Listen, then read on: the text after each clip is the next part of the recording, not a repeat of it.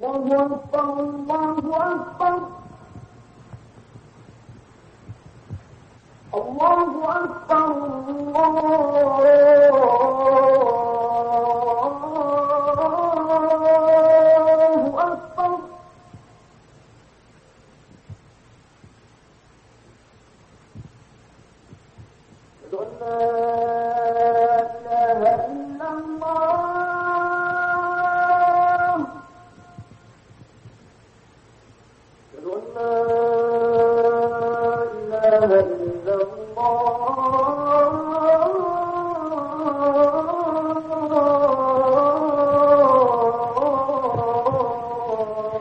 the name of God, the Beneficent, the Merciful, the Creator and the Sustainer of the universe, I greet you with the greetings of all the prophets, from Prophet Adam to Prophet Muhammad, peace and blessings be upon him. Assalamu alaikum, which means peace be unto you. Welcome to Islam in Focus. Today is the third program in our series of Muslim beliefs. In today's program, we'll be looking at the Muslim view of magic. I have as my guest on today's program Dr. Jamal Badawi of St. Mary's University. Welcome to the program, Brother Jamal. Assalamu alaikum. We've just finished two extremely interesting programs in this series. The first, of course, dealing with angels, and the second program dealing with jinn. And I wonder if perhaps before we get into today's topic, dealing with magic, if you could take a few minutes just to review, for those people who may not have had a chance to see our program last week, the points that we touched on in this very interesting area of jinn. I think this is an area that's not commonly known to a lot of viewers here in North America. Could you just highlight some of the things we talked about last time? Perhaps we could do that by referring to the chart that we used last time, in which we indicated that among God's creatures there are two basic types, seen creatures and unseen creatures. And we said that among the seen creatures we have the humans and others. And we said that among humans, of course, you have the believers and unbelievers. Among the unseen creatures, there is the angels as one category. That was the subject of our first program in this series. And there is also the jinn, J-I-N-N, which is actually an Arabic term that I couldn't find an exact English equivalent. But we can perhaps best understand it by thinking of jinn as unseen creatures which are different from angels, in a sense that they have free choice like the humans. In other words, they're not created good by definition like angels, but they have the same freedom of choice like humans to be either believers or unbelievers. And we mentioned also that the father of unbelieving jinn, if you will, or Satan, capital S, or Iblis as the Quran call it, is the very first Satan. That's the one who tempted Adam and Eve in paradise. And we indicated that Satan, or Iblis, the great Satan, was not of the angels, because angels by definition cannot disobey God according to the Quran. But he was among the jinn who had the freedom of choice to obey and disobey, and he chose to disobey God. And we indicated also that the term devil or Satan, small s, actually refers to the descendants or legion of the devil, the big devil or the father of devils, as well as also the legion of his legion of other human beings who are unbelievers, that they both cooperate for evil and corruption. And we indicated last time that as a principle, a believer, a Muslim, should not think in any way that Satan's or devils have any control over him, or that they have any authority over him or her, and that it is up to us to use the freedom of choice that God has given to us to decide between right and wrong, and to stand in the face of deceptive techniques used by devils or Satans. Okay, thank you very much, brother. Now, moving into today's topic, what about this question of magic? Do Muslims believe in magic? And what about sorcery? Is sorcery the same thing as magic? I would rather, when you say believe in, I think we have to make one distinction there. When you say, for example, a Muslim believe in God or believe in prophets or in angels, it carries a lot more weight than saying, for example, a Muslim believe in the existence of marriage. I prefer of magic. In fact, I would prefer to call it a Muslim believe in the existence of something called magic, but not necessarily believe in magic, because it's a different category altogether from something that the Muslim is required to believe in, like God, prophets, and angels. With this observation in mind, I would say there are different meanings of magic, and perhaps when we define our terms, it becomes easier to expose Islamic point of view on this. Usually the word magic, or the equivalent in Arabic, which is called sihr, S-I-H-R, sihr, could have at least three basic meanings. One meaning of magic does not necessarily refer to sorcery. It could simply mean enchantment or attraction or charm.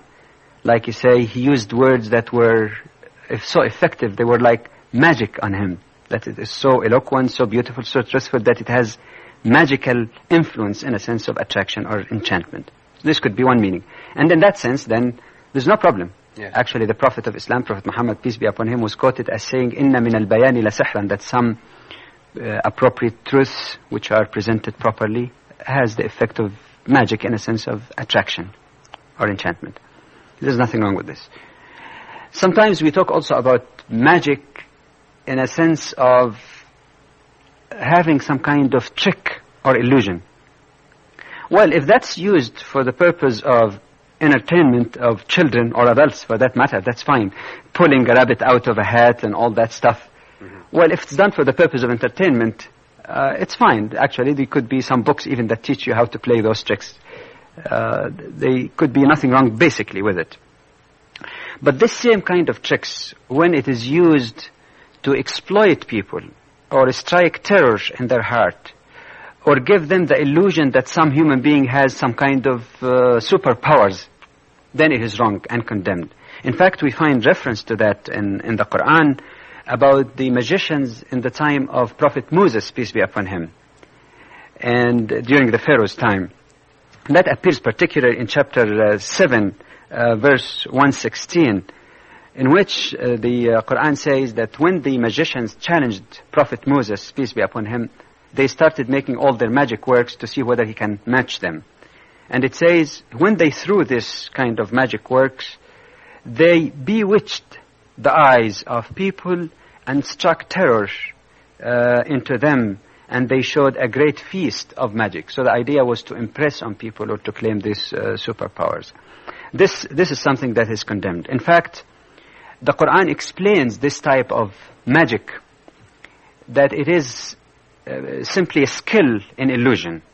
For example, referring to the same type of people, the same situation elsewhere in the Quran, that's in chapter 20, verse 66, it says that when these magicians, through their works, they're quoting, their ropes and their rods seemed to him, that is to Moses, on account of their magic to be in lively motion. So they throw sticks or ropes, and because of certain tricks they might be using chemicals or whatever, it gives the illusion that these are serpents, going around. So this is the Quranic explanation of that particular type of illusion, which is basically superstitious, really. However, we find reference in the Quran, however, to a third type of magic, which perhaps would be equivalent to the word sorcery. That is, magic which is used for sinister type of purpose, at times possibly by invoking evil spirits. Like we were talking earlier, we said that among the unseen creature, like the jinn, there are those who are unbelievers who might cooperate with some unholy people in giving illusions to people or trying to exploit them. Now, there is reference in Quran to this in chapter, for example, 113, where it says that a believer should always seek refuge in God and God's power against, quote-unquote, those who breathe or blow in the nuts, which is part of the witchcraft. It doesn't say that they can harm you just out of their own will, but it simply say invoke the name of God and His protection against this kind of evil deeds that they do. In fact, there is reference in Quran also in chapter 2, in verse 102, which indicates that people who are learning this sometimes learn through various, magical formulas how to sow discord between a man and his wife. Now, I know some interpreters interpret that in a variety of ways, not necessarily meaning magic, but could be possibly some evil deeds or prompting to create division among people. But there are all those also who believe that it may be possible that with the use of these evil spirits, they may try to really, or attempt at least, to do harm to other people, or what people usually know as something like black magic, for example. This is so. These are varieties of meaning of what the magic really means. Well, leaving aside for a moment the question of magic in the sense of enchantment, what does Islam say about the other forms of magic, especially about sorcery, which you just touched upon in terms of your definition of magic? What does Islam say about sorcery? Well, the position of Islam on this is very clear. In fact, in the same verse that I quoted before, in another part of it, in chapter 2, verse 102, it says that those buyers of magic have no share in the happiness of the hereafter. It's a very, very strongly condemned type of action. Not only this, we find that the Prophet of Islam, Prophet Muhammad, peace be upon him, has indicated in one hadith or saying that among the 7 greatest sins which really destroy the person, at least destroy his welfare in the hereafter, included in the 7 is magic. Actually, it comes immediately after associating others with God. In other words, the greatest sin is to associate others' powers or gods with deity or with God, the true God, the one true God.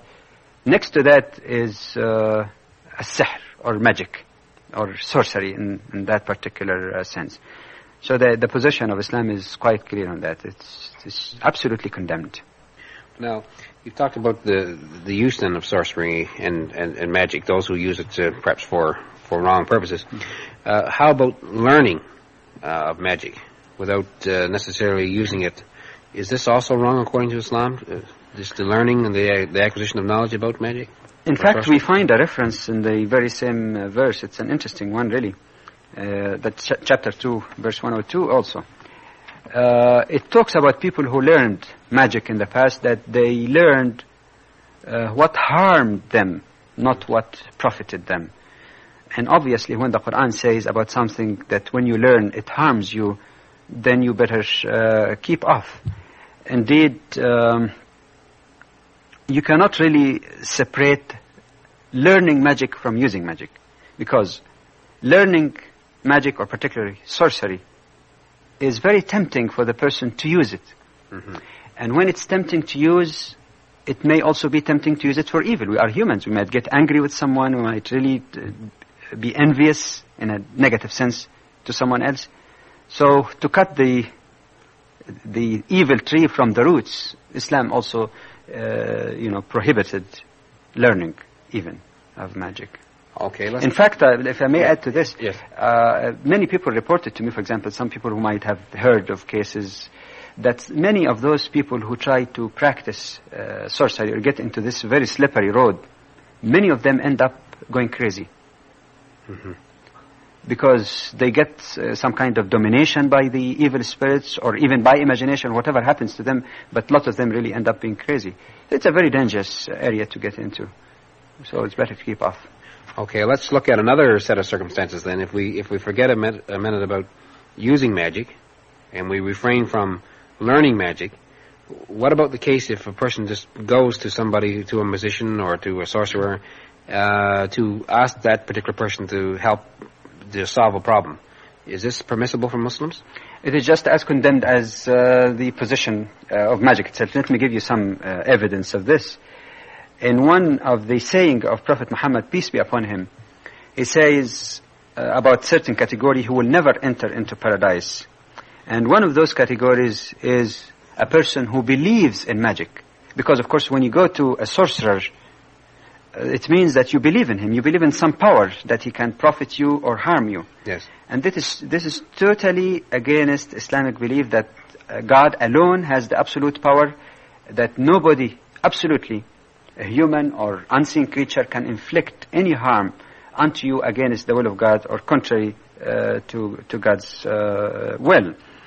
In that sense, then, it's a question of methodology in Islamic jurisprudence, that when something is forbidden and evil, then learning it is evil, and believing in it or even resorting to someone who uses it is also evil, because there is no distinction there. If something is evil, it should be evil for everybody else. So in that sense, an ideal society, in the view of Islam, is a society that's free of all this sorcery, witchcraft, or wizardry.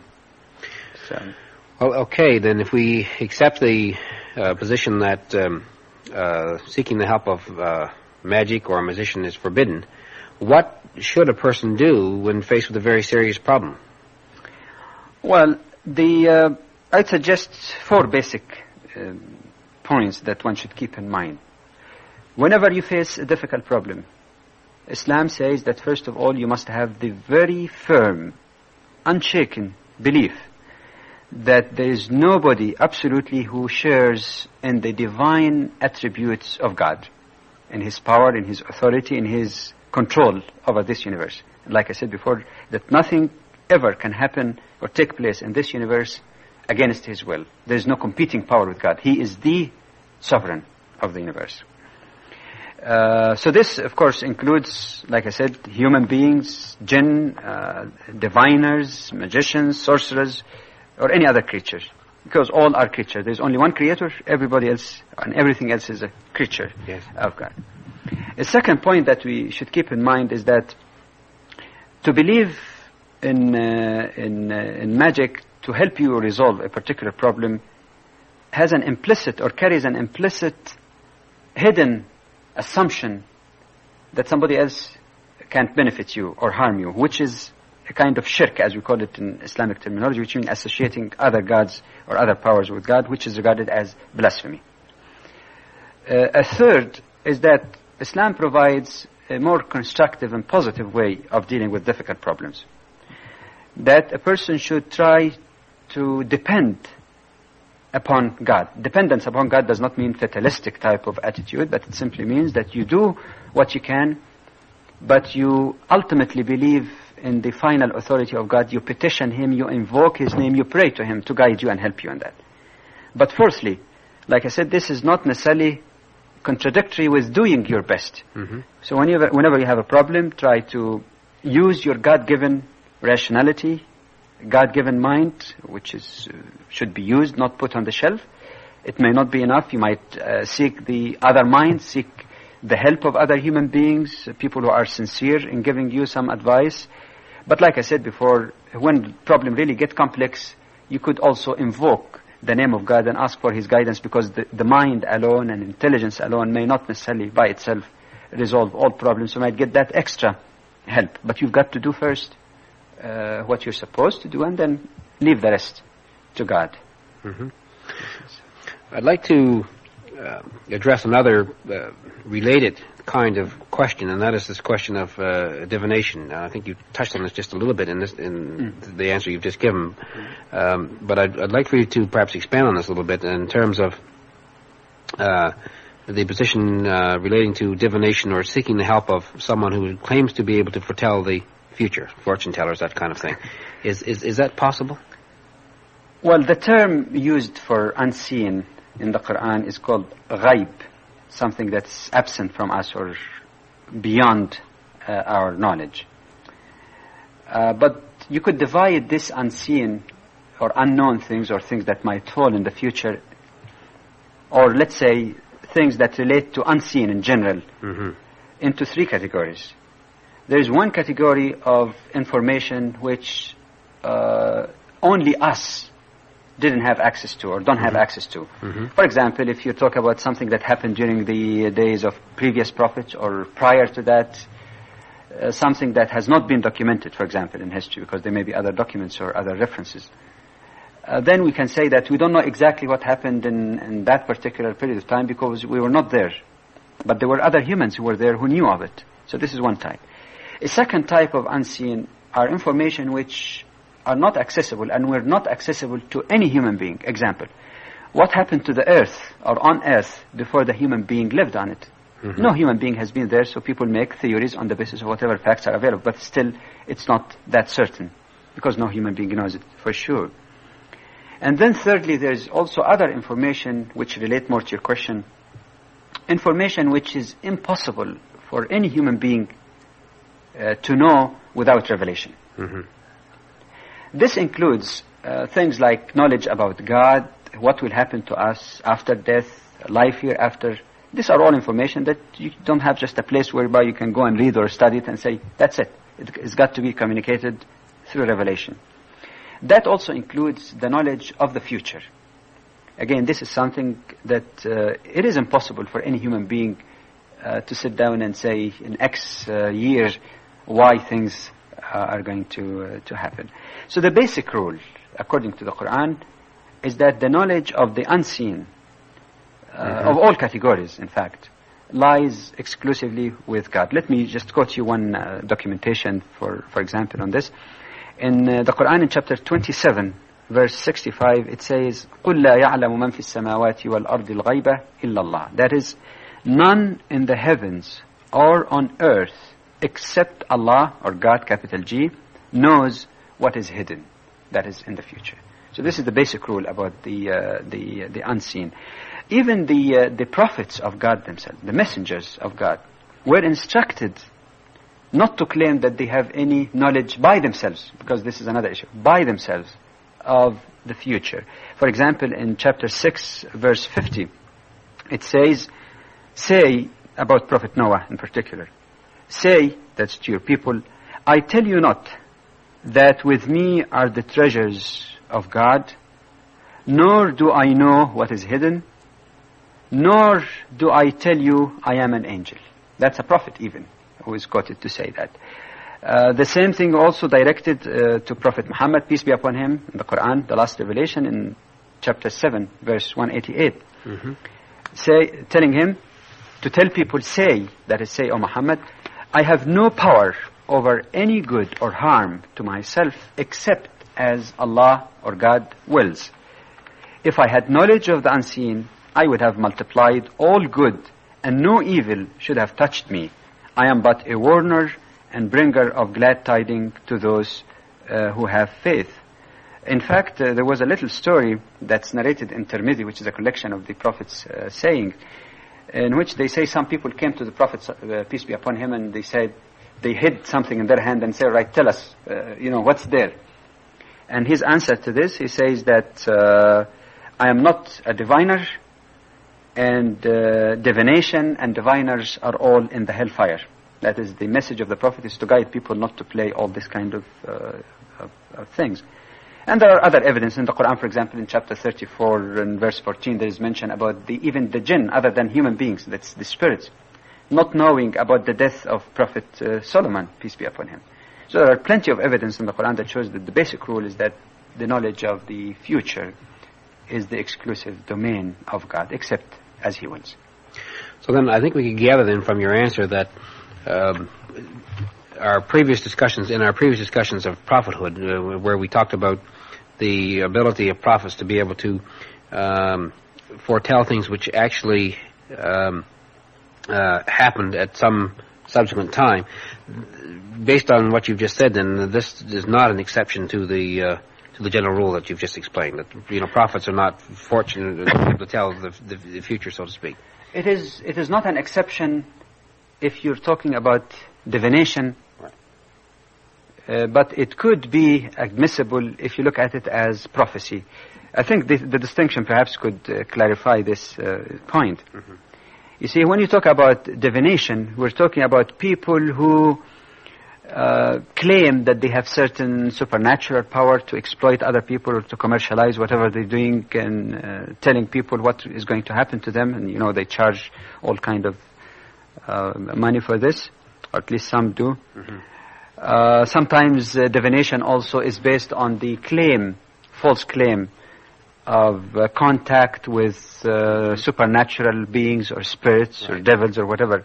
This is definitely wrong. In that sense, there's no exception. Divination is wrong. If it's wrong for everybody, it's wrong for prophets. Mm-hmm. But when we're talking about prophets, the chosen messengers of God, whatever they have foretold about the future is not really divination, and I'm glad that you raised this issue. What they have really talked about is prophecy. And prophecy means that a prophet is not claiming to know future just by himself. Right. He simply claims that God has revealed certain information to him. This is why you might have noted that in the last part of my answer to the previous question, I said that the basic rule is that the knowledge of the unseen is the exclusive domain of God unless by his explicit will, that is by giving certain information to a particular prophet. There's one interesting verse about this in the Quran, chapter 72, verses 26 and 27. It says about God, عَالِمُ الْغَيْبِ فَلَا يُظْهِرُ عَلَى غَيْبِهِ أَحَدًا. That is, He, God, alone knows the unseen, nor does He make anyone acquainted with His mysteries or with the unseen except an apostle or messenger whom He has chosen. In fact, this could be regarded as one explicit thing in which the Quran mentions about specific information conveyed to prophets. But of course, if a prophet is a true prophet, he would not boast out of that. He would simply humbly admit that this is something that God has blessed him with. Mm-hmm. We have about 3 minutes left in the program, and there are 3 other interesting areas for me that I'd like to get into, and I don't know if we'll have time in the time we have remaining to cover them all, but I'd like to move now to this question of astrology and the stars. Mm-hmm. How about those people who use the stars as a source of information about the future? Is there anything in the Quran that makes reference to this kind of use of the stars? You're referring to astrology, horoscope? Yes. And people, that perhaps you can include in the same vein people who talk about reading your palm or something of that sort.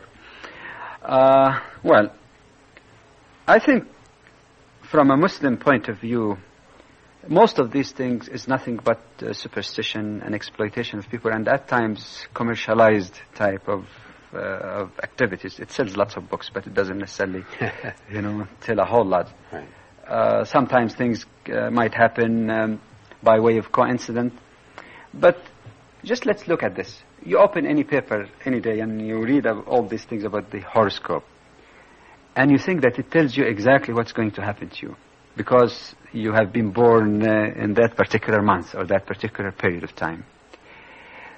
But we forget that when you talk about about 4 billion people who are in the world today, perhaps you'll find a few millions who are born exactly in the same period. How is it that all of those people have the same type of personality and the same kind of events that happened or likely to happen in their lives? Just incomprehensible. The Quran does mention something about the stars, but not astrology or horoscope. It mentions something about the stars, for example, in chapter 15, verse 16, that God has created the stars as a sort of beautification of the skies. This is one function, beauty, to observe and awe and remember the bounties and the power of God. In chapter 6, verse 97, the Quran mentions something about the stars in terms of positive benefit also as guidance to people in the darkness. See, it guides people traveling in the sea or on land. Thirdly, in chapter 25, verse 61, it talks also about God making lanterns or light in the skies.